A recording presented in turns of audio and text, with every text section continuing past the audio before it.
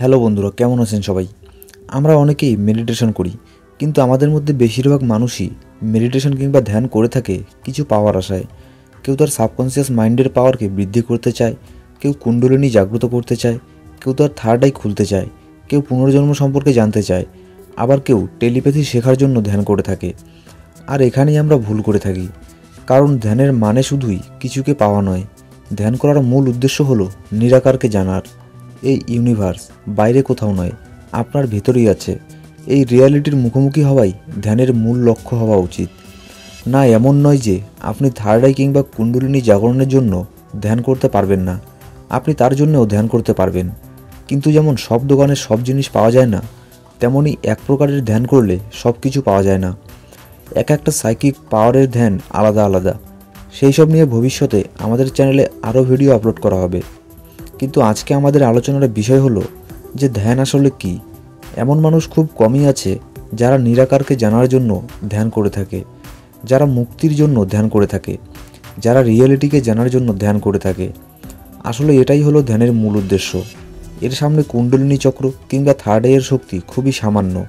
কিন্তু এই ধ্যান করা অত সহজ নয়, সবার দ্বারা এই ধ্যান হয় না।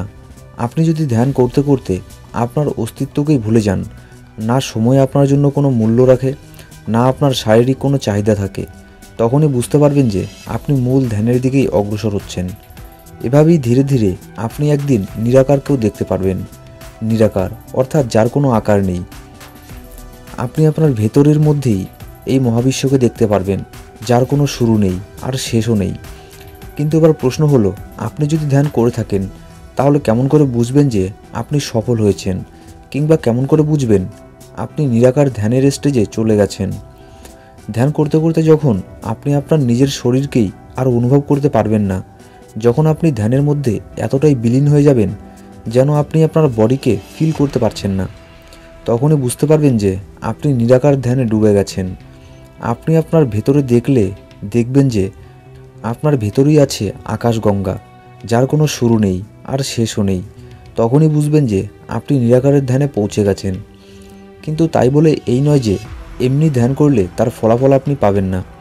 ধ্যান করলে তার পজিটিভ রেজাল্ট আপনি অবশ্যই পাবেন। আপনি যদি নিরাকারে ধ্যান করতে চান, আপনি যদি রিয়েলিটিকে জানতে চান, তাহলে আপনাকে আপনার শরীরের সব এনার্জিকে উপরের দিকে প্রবাহিত করতে হবে। অর্থাৎ ধ্যানে বসে আপনাকে কল্পনা করতে হবে যে আপনার শরীরের সব এনার্জি নিচের থেকে উঠে আজ্ঞাচক্র হয়ে উপরের দিকে যাচ্ছে। আর আপনি যদি আপনার সাবকনসিয়াস মাইন্ডের পাওয়ারকে বৃদ্ধি করতে চান, তাহলে আপনার সব এনার্জিকে উপরের থেকে নিচের দিকে আনতে হবে। কল্পনা করতে হবে যেন আপনার সব এনার্জি উপর থেকে আপনার শরীর হয়ে আপনার মূলাধার চক্র দিয়ে আরও নিচে নেমে আসছে। ভবিষ্যতে ধ্যান নিয়ে আরও নতুন নতুন ভিডিও এই চ্যানেলে আপলোড করা হবে। সাবস্ক্রাইব করে বেল আইকন প্রেস করে রাখুন। ভিডিও ভালো লাগলে লাইক করে শেয়ার করবেন সবার সাথে, আর কমেন্ট করে জানান ভিডিও কেমন লাগলো। Thank you so much for watching.